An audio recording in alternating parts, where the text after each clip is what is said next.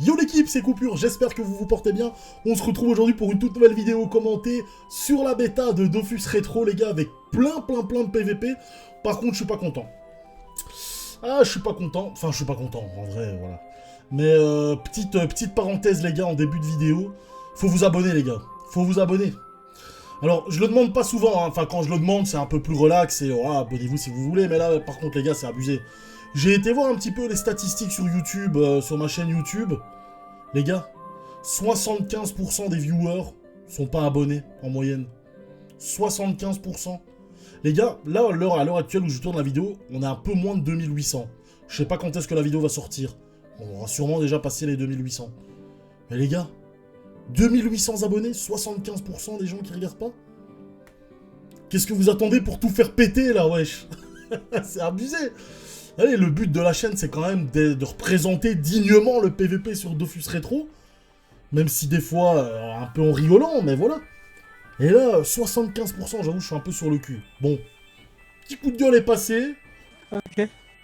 On peut passer au combat, les gars. Sadi contre Kra. Et alors là, le Sadi qui a déjà pris très cher, en vrai. Et franchement, le Sadi, allez, ça, et ben voilà, vous voyez, c'est ça que je trouve bien... c'est ça que je trouve bien sur ce genre de serveur, c'est que il y a de l'entraide quand même, vous voyez, là le Sadi qui vient de dire au Kra, et c'est vrai, hein, ne te mets jamais dans un coin comme ça où je peux t'enfermer, parce que là, si le Sadi, même avec un simple arbre, il pouvait déjà le bloquer facile. Alors, on parle même pas on parle même pas de s'il avait mis c'est puissance sylvestre, je pense, hein, ce qu'il vient de lui dire, dessus. Bah là, l'arbre était dans l'état invulnérable, et le Kra était complètement niqué, il pouvait rien faire. Donc voilà, c'est ça qui est bien, franchement, c'est l'esprit d'entraide qu'il y a également sur le jeu. Allez, on le voit pas souvent, hein, ça malheureusement, je peux vous le garantir. Mais en tout cas, sur la bêta, c'est clairement ça qu'il faut prôner, très clairement. Il faut prôner l'entraide, et voilà, là, le Sadi, qui a l'air déjà très haut gradé, hein, je pense qu'il est grade 7 ou 8, qui vient d'expliquer au Kra, bah écoute... franchement, fais bien attention à ton placement, surtout contre un Sadi, parce que c'est vrai que les Sadis, on n'en voit pas souvent, donc forcément, bah, au moins on voit de classe, bah, au moins on a l'habitude de jouer contre elle, et au plus on fait d'erreurs contre ce genre de classe, c'est pour ça que c'est toujours stylé en vrai de jouer une classe un peu plus originale, parce que bah, forcément, on a quand même un certain avantage, parce que les classes tout simplement, les classes tout simplement contre qui on joue, bah, n'ont pas l'habitude de jouer contre nous, et donc font potentiellement plus d'erreurs. Et là, par contre, on a un Sadida qui prend quand même bien tarif. Bon, après, ça reste un Sadi, hein, les gars. Il a invoqué son arbre de vie, je l'ai pas dit directement, mais il a invoqué son arbre de vie directement, dès le début du combat, en plein milieu, donc il a même pas essayé de le cacher en soi. Et regardez, voilà, avec ses sacrifices poupesses qui se soignent la blinde, hein, les gars. Là, il se soigne du, allez, 450 dégâts, à peu près. Donc, c'est pas terrible. Enfin, c'est pas terrible, non, c'est justement, c'est l'inverse. C'est une dinguerie plutôt. C'est pas terrible pour le Kra, surtout. Et là, le Kra, par contre, qui a déjà fait pas mal de dégâts au Sadi, mais voilà, le Sadi, il peut se régénérer, malheureusement. Enfin, malheureusement pour le Kra. Mais là, le Sadi qui a déjà invoqué tout son petit cirque, hein, toutes ses poupées, ça va commencer à devenir vraiment tendu pour le Kra, sachant que le Kra, là, il va commencer à se faire bloquer. Donc c'est un petit peu... ça va commencer à devenir tendu, hein, pour le Kra, même s'il a bien réussi à faire pas mal de dégâts sur le Sadi dès le début. Mais le Sadi, par contre, c'est un peu comme Loza, mais je trouve que voilà, le choix est vite fait. Loza, c'est soit on clean les invoques, mais on fait pas beaucoup de dégâts sur Loza, soit on clean, on essaye de terminer Loza au plus vite, mais on clean pas les invoques. Alors pour Loza, voilà, le fait de devoir clean Loza en se disant ok, tant pis, je me fais submerger et j'essaye de gérer tant que je peux au niveau des invoques. Mais au niveau du Sadi, il faut absolument clean, en tout cas certaines invoques. Le doppel, il faut le clean, la surpuis, il faut la clean. C'est vraiment les deux invocations, et la gonflable, bon, qui n'est malheureusement pas sur le terrain là actuellement. Mais c'est vraiment les trois invocations qu'il faut clean absolument. Même si le doppel, ça prend du temps, ça peut prendre tout un tour, mais il faut le clean absolument parce que le doppel invoque, regardez là, le doppel, il a déjà invoqué trois créatures derrière lui, quoi. Donc si on clean le doppel, ça fait déjà beaucoup plus... Enfin, pour le Kra, ça fait déjà beaucoup plus de place sur la map. Ça permet d'avoir beaucoup plus de possibilités de taper, hein, vu que ça bloque certaines invocations, bloque les lignes de vue, comme la bloqueuse, comme même une folle, qui peut se mettre devant le Sadida, qui peut aller au corps à corps du Kra. Donc c'est vraiment quelque chose qu'il faut faire attention. Et en plus, le Doppel également, bah, qui joue son tour. Et regardez, oh là là là, 4e invocation placée par le Doppel.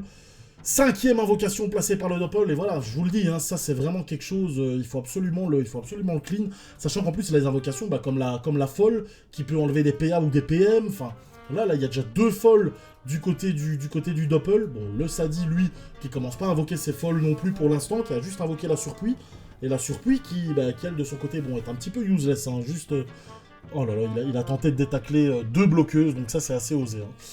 Ça c'est assez osé. Malheureusement, là, on a le Sadi qui commence à reprendre l'avantage au niveau des points de vie, et là, qui est très, très, très, très bien. Il peut se planquer derrière ses invocations, il peut se planquer derrière ses arbres. Il a encore un petit peu l'arbre de vie qui a encore un petit peu de vie, donc il peut encore se soigner avec un sacrifice poupesque dessus, reprendre entre 300 et 400 dégâts, enfin, 400 points de vie plutôt, faire entre 300 et 400 dégâts sur l'arbre. Et regardez, voilà, hein, c'est ce qu'il va faire, un sacrifice poupesque. Il fait ses 300 dégâts et il récupère entre 300 et 400 dégâts, 300 et 400 points de vie, même plus de 400 points de vie. Donc c'est vraiment bien. Et regardez les feux de brousse, et là maintenant il va terminer le Kra à petit feu, hein. Très clairement c'est à petit feu, faire un petit peu de dégâts tour par tour. Lui de toute façon il peut se soigner, il a même pas joué encore sa gonflable, il pourrait la jouer, même si bon la gonflable en soi... C'est plus pour les PM qu'elle octroie, hein, parce que la gonflable, c'est pas comme la gonflable sur les autres versions de Dofus, c'est une gonflable qui soigne un tout petit peu, pas grand chose. Et voilà, là on a le Doppel qui va continuer à taper, à invoquer encore une fois, on est à la 3e bloqueuse les gars. Là le Kra il est couché, pas bougé, hein, très clairement. Il faut pas se laisser submerger, malheureusement. Et comme je l'ai dit, il y a vraiment des invocations pour le Sadida qu'il faut clean absolument. Là, bon, la surpuis qu'il a en soi, ça passe. Elle gêne pas de trop. Même si ça fait toujours chier parce que ça joue. Hein. Regardez le nombre d'invocations derrière le Sadi. Et ça bouffe du temps de jeu. Il faut rester concentré pendant ce temps. Allez, pendant tout le temps où les invoques jouent leur tour. Là, on a le Kra qui va tenter de buter un petit peu les invocations, tout ça, mais c'est pas terrible, hein. Voilà, il gaspille beaucoup de PA. Et là, il retente un détacle sur même une bloqueuse, mais c'est tendu de fou. Donc vraiment, c'est délicat. C'est vraiment délicat. Là, il a une belle zone œil de taupe, il peut se régénérer un petit peu, mais sans plus. Et là, on a le Sadi, par contre, voilà, à la Lopo, hein, le Sadi basique, qui tape quand même pas mal et qui décide de tout donner sur le Kra. Il a clairement raison, hein, lui, il est quasi full life. Là, il vient de prendre enfin, il avait déjà pris un avantage monstrueux au niveau des points de vie. Et là, même si le Kra lui met un full tour derrière, le Sadi, il est sûr et certain que le tour d'après, de le terminer, en fait. Hein, même si le Kra lui met un tour full dégâts juste maintenant. Et regardez, hein, le nombre d'invocations qu'ils doivent jouer, c'est vraiment... c'est pas... Enfin, je vais dire cancer, parce que c'est le mot qu'on utilise le plus souvent. Mais c'est lourd, en fait. Hein, c'est vraiment lourd quand on a le gameplay. Il faut vraiment aimer, hein, le gameplay Sadi, même si c'est très efficace, hein, mine de rien, mais c'est lourd à jouer, il faut avoir de la patience, il faut savoir que ces agros, c'est quasi du minimum 10 minutes, même si là, le Kra, bon, en soi, il a pas super bien joué, à tenter de détacler, etc. Parce que même, quand on a un bon Sadida contre un bon joueur de n'importe quelle autre classe, c'est des combats de minimum 15 minutes, les gars. Il faut le vouloir, hein, faire des agros de 15 minutes pour après enchaîner une autre agro. Enfin, sachant que des agros, les gars, Sadida, même quand on a un Sadi contre un Eniripsa, c'est des agros de minimum 1 heure, 1 heure et demie. Donc c'est juste la folie. Et là, le Sadi qui va gagner son combat, il a vraiment bien joué, il a invoqué comme il fallait. C'est juste le Kra qui, malheureusement, n'a pas focus les invocations qu'il faut, tout simplement. Donc voilà, le Sadi qui gagne logiquement son combat. Et voilà, le Sadi grade 8, hein, quand même. Donc bon, il avait aussi un très très bon bouclier. Donc voilà, écoutez, je vais essayer de vous trouver un deuxième combat. Je vous dis à tout de suite. On se retrouve pour le deuxième combat de la vidéo. Combat Panda contre Kra, les gars, cette fois-ci. Et on va voir si le Kra va réussir à se démerder pour ne pas se faire bloquer par le Panda. Si on a un Panda qui joue vraiment bien sa classe, il y a moyen de faire des dingueries, hein, surtout contre un Kra. Maintenant, il faut surtout pas tenter de faire des dingueries, mais au final faire du vent, hein, c'est sûr et certain. Mais le Panda qu'il a joué en 14-9, du coup, il est vraiment très très solide. Ouais, on va voir un petit peu. Là, il a quand même mis un bon gros tour sur le panda.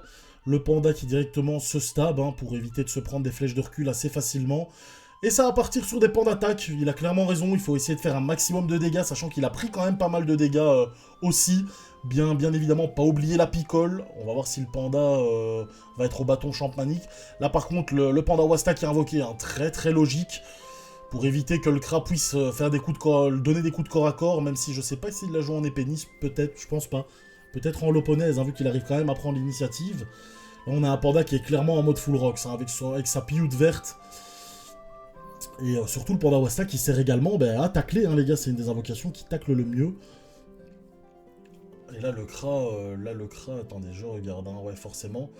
Il a réussi quand même à voler un PM au panda, donc le panda qui a 8 PM, il va là peut-être falloir qu'il se pend dans le cul, même s'il peut déjà bien avancer, en vrai, il a peut-être pas besoin, là il a déjà une ligne.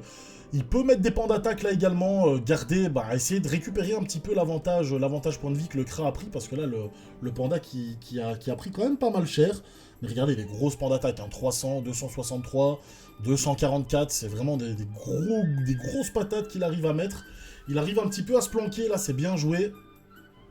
Là, le Kra qui va un petit peu s'enfermer dans ce haut de map, et c'est jamais bon, hein, s'enfermer contre un panda, les gars. C'est lui donner des possibilités de vous bloquer contre des cases du bord de la map, hein, tout simplement. La flèche punitive qui fait quand même ses 300 dégâts, il n'arrive pas à voler de PM avec ses flèches d'IMO. Il arrive quand même à retirer un PA, donc ça c'est toujours bien. Il arrive à voler un PM pour éviter de rester collé contre un mur. Là par contre le panda qui peut éventuellement tenter de bloquer le Kra avec son Wasta, hein, très clairement pour forcer la flèche de dispersion. On va voir. Ok, il va le jeter voilà, en haut. Ça, c'est bien joué. En espérant que le Wasta aille se mettre contre le mur. Et n'aille pas se mettre à côté du panda. Là, le panda qui va... Ouais, avec le bâton champmanique, hein, les gars. Il récupère une centaine de points de vie par coup de corps à corps. Donc, c'est toujours ça de prix, malheureusement. Le Wasta qui, lui, se place un petit peu mal. Hein. Enfin, un petit peu mal en soi. Bon, ça passe, même si ça aurait toujours été mieux qu'ils se mettent contre le mur. Hein. Ça aurait évité qu'ils se prennent une flèche de dispersion. Qui reste toujours assez près du Kra, même si là le Kra, ok, la flèche de disper un peu chelou, mais ça reste tout à fait ok. Là on a le panda qui est quand même à 2000 points de vie, regardez les flèches absorbantes, hein, 183 en crit, 144 non crit, pas terrible. Là on a le panda par contre qui va pouvoir, oh là là, le chaffeur en plus qui se place super mal pour le Kra. On a le panda qui a une magnifique zone pour se régène. Là, il va vraiment prendre un bel avantage au niveau des points de vie. Et ouais, il peut donner 3 coups de corps à corps. Hein. Regardez le nombre de points de vie que le panda se régène. Il est à 1500, il se retrouve à 1800. C'est assez insane. Hein. Il se retrouve à presque 2000 points de vie, les gars. C'est vraiment ouf. Hein. C'est vraiment un excellent corps à corps. C'est dommage, là, on avait vu un panda à l'arc d'Ilisael, ce qui était vraiment stylé. Enfin, l'arc de la panneau d'Ilisael, hein, qui était vraiment stylé. Et là, le panda qui a clairement pris l'avantage au niveau des points de vie, sachant qu'il est à chaque fois sous picole, donc il monte à quasi 50% de résistance, entre 40 et 50 partout. Et là, par contre, ouais, on a le panda qui va à mon avis, terminer le Kra, peut-être au bâton, ou peut-être qu'il va terminer au panda attaque, à la panda attaque plutôt. On va voir. Non, au bâton, hein, il décide d'y aller franco. Et 70 points de vie restants pour le Kra, et ça va terminer sûrement à la flamiche. Alors, ok, il tente à la libération, donc ça veut troller, hein, mais malheureusement, il n'y est pas arrivé, il est obligé de le terminer à la flamiche. Donc voilà, bien joué de la part du panda qui a bien mis la pression au Kra pendant tout le combat, même si le Kra, au début du combat, a bien mis la pression au niveau des points de vie, a bien bourriné le panda tout simplement, mais ça ne suffit pas. Malheureusement, je vais essayer de vous trouver un autre combat, je vous dis à tout de suite. On se retrouve pour le 3e combat de la vidéo. Combat EK contre EK, les gars, donc ça peut être what the fuck. Hein. Pour l'instant, roulette intel pour les deux EK flip. Ça va tenter les récopes. Le premier qui ne passe pas. Le deuxième qui ne passe pas non plus, malheureusement. Et le 3e qui passe. Au moins, oh là là, la ligne intel à quasi 300 dégâts, ça fait mal. Hein. Mais au moins, voilà, il y a un récop qui est passé.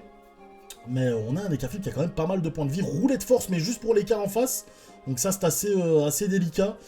Et on a un EK qui a quand même beaucoup plus de points de vie que l'autre. Et ça tombe des langues grappeuses. Hein. Bien joué de la part de l'EK Flip Ange, hein, qui préfère la jouer plus safe.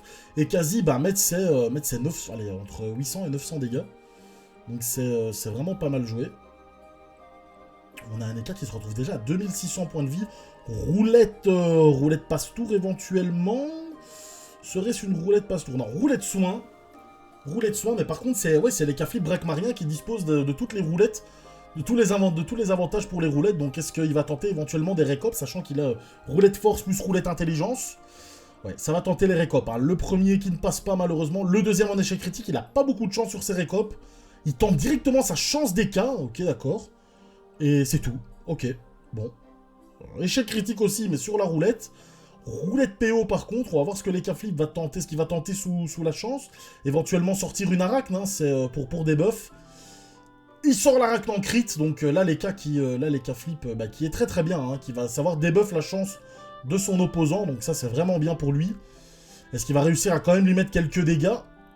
Ok, des destins d'Eka, donc 500 dégâts, 600 dégâts au destin d'Eka. Là l'Eka il s'est pris 1100 points de vie dans la tronche, ça fait très très mal. Et qui se fait des buffs sa chance, hein. Donc là ça va être très très délicat. Oh là là, roulette force juste pour l'Eka, juste pour son opposant. Juste pour l'Eka Ange, ça va être très très tendu. Ok, le premier récop qui passe, il peut normalement encore en faire 3. S'il ne perd pas de PA, ok d'accord, roulette, enfin réflexe plutôt, pour avoir ses 100 en agilité. Et ça va tenter des coups d'épée Péloponnèse, donc il peut encore en mettre un. Il décide de pas tenter de fuir, malheureusement, ça c'était vraiment délicat. Roulette chance pour tout le monde. Et là, par contre, l'Eka Flip qui va mettre de sérieuses patates à l'Aztec, hein, forcément. Je pense qu'il doit être à l'Aztec. Hein. Et oh là là, ouais, forcément. Hein, la roulette force. Ouh, ça pique, hein. Là, ça picote. Hein. On n'est pas à l'aise hein, quand on voit une grosse ligne à quasi 700 à l'Aztec, la première ligne à 700. Tout d'un coup, tu dois avoir flou. Bon, voilà, pour dernier... non, c'est peut-être pas le dernier combat. Je vais voir pour avoir un autre combat. Je vous dis à tout de suite. On se retrouve pour le dernier combat de la vidéo. Kra contre Sacrieur. Et le Sacri, il me semble, c'est un Sacri qui est sur Erats. Sacri grade 5, il n'a pas de bouclier, donc il doit la jouer à l'Aztec. Mais je pense que, de tête, hein, c'est un Sacri qui est déjà passé sur la chaîne il y a très longtemps. Il me semble que c'est un Tacos. Hein, donc c'est un joueur... colombien, peut-être, je sais pas. En tout cas, un hispanique. Et je l'ai déjà vu jouer Aztec contre des Kra, donc un mode Aztec. Il est en 15-7, un petit peu chelou. Mais un Sacrieur Aztec, les gars. Moi, je vous préviens déjà, ça envoie de grosses patates. Hein. Après, c'est possible qu'il va même pas savoir mettre des coups d'Aztec. Hein, parce que là, en 15-7 contre un Kra, c'est vraiment tendu. Sachant que d'office, il va se retrouver en 4 PM tout le temps. On va voir un petit peu s'il va réussir déjà à mettre quelques dégâts sur le Kra, éventuellement, avec des boomerangs perfides ou marteau de Moon. Ok, ça joue Doppel. Maîtrise de l'épée. Il a pas l'air de vouloir mettre sa douleur partagée. Ok, non. Ouf, par contre, le régène, 123 de régène. Et il sacrifie son Doppel. Ok, d'accord. 123 de régène à la folie sanguinaire en crit, les gars, c'est très très bien. Là, par contre, il sacrifie son Doppel, malgré que le Kra ne soit peut-être... Enfin, je pense pas que le Kra soit en épée Nice. Ouais, sachant qu'il fait une maîtrise de l'épée, lui également est en Aztec, donc ça va vraiment être délicat. Après, c'est un mode, hein, les gars. Jouer sacrifice sur son Doppel contre un Kra, c'est vraiment... il faut vraiment avoir vraiment confiance en son Doppel et savoir jouer avec, en fait, hein, tout simplement. Il faut vraiment savoir jouer avec, savoir se placer en conséquence, en se disant, voilà, c'est sûr que si je me place là et qu'il me fait changer de place avec mon Doppel, ça passe, c'est pas non plus la fin du monde si je me retrouve à la place de mon Doppel au début de mon tour. Donc c'est vraiment toute une technique, il faut savoir jouer avec, c'est pas mauvais, c'est pas non plus bien non plus, enfin, c'est toujours mieux de le faire sans, mais il faut vraiment savoir jouer avec, je pense que c'est vraiment très bien. Et là voilà, donc le Sacrieur qui a quand même lancé une punition qui a pas fait super mal, mais le Kra qui a quand même pas mal de résistance, hein, le Kra en résistance neutre. Là, il arrive à s'éloigner du Doppel et du Sacrieur, donc ça c'est toujours bien, hein, de savoir faire les deux, de vraiment splitter le tout, parce que là du coup, le Kra qui va savoir se planquer des deux, du Doppel et du Sacrieur, donc ça c'est vraiment très bien. Alors, on va voir un petit peu, et toujours du gros dégâts, hein, des gros dégâts, mais bon, forcément, le Sacrieur qui n'a que 17% de résistance R, donc forcément, la flèche absorbante, ça va piquer. Alors, Arachne, qui ne passe pas en crit, malheureusement, je pense pas qu'il soit un sur deux coups critiques, hein, très sincèrement. On va voir qu'est-ce qu'il va faire. Une épée volante. Alors, une petite folie sanguinaire. Regardez, le régène en crit 123, c'est vraiment insane. Il doit avoir de bons items soins, du coup. Et une coopération sur le Kra directement, donc bien joué. Il enferme un petit peu le Kra dans ce côté en bas à gauche de la map, donc c'est vraiment bien. Ça c'est vraiment bien. Par contre, ça évite au Kra de se prendre des foules, de se prendre de pouvoir partir en fait tout simplement loin de la map et du coup au Sacrieur de se prendre des full dégâts de loin.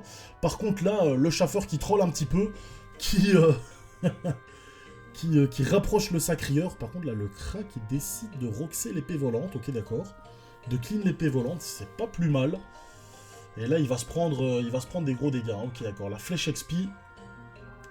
Et là, le Kra qui peut prendre la distance hein, par rapport au Sacrieur. Là, le Sacri qui va pas pouvoir faire grand-chose, malheureusement. Ouais, c'est toujours tendu. Hein, donc, de toute façon, il doit se châtier. Donc là, il se rechâtie. Osé, spirituel. Éventuellement, ouais, il s'était pas châtié osé avant. Hein. Je pense pas qu'il s'était châtié osé, sachant son Rox, là. On va regarder un petit peu. Châtiment forcé. Non, il avait pas fait de châtiment osé avant. Donc c'est normal qu'il tape pas très très fort à la dissolution. Et ouais, pour lui, par contre, rester au niveau des 50% de points de vie, ça va vraiment être délicat pour recaler une punition. Par contre, là, le Kra qui ne débuffe pas le Sacrieur, les gars, je peux vous dire que si le Sacri arrive à avoir le Kra à l'Aztèque, ça va, il va saigner du nez, hein, on va pas se mentir. Hein. Là, le Kra, je pense qu'il va avoir une grosse déco, tellement le Sacri va taper fort. Il faut qu'il fasse très très attention. Donc là, par contre, il est sûr et certain qu'il se prendra plus de punition. Ça, c'est sûr et certain. Mais par contre, les gars, ouais, le Kra... on va voir. Normalement, le Sacrieur qui peut placer deux coups d'Aztèque. On va voir ce que ça va donner. Oh, putain.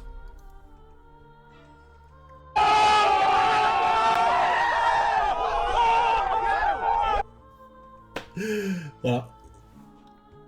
Le Sacrieur, hein, les gars, franchement, quand tu regardes son gameplay, t'as l'impression qu'il a joué comme une teub hein, pendant tout le combat. Mais à la fin, il place 2 coups d'Aztèque, il a one-shot le Kra, quoi. C'est abusé, les gars, c'est incroyable. Mais bon, c'est son mode, hein, je le connaissais, ce Sacrieur-là sur Eratz, hein, qui jouait comme ça, ce mode Aztèque contre les Kra.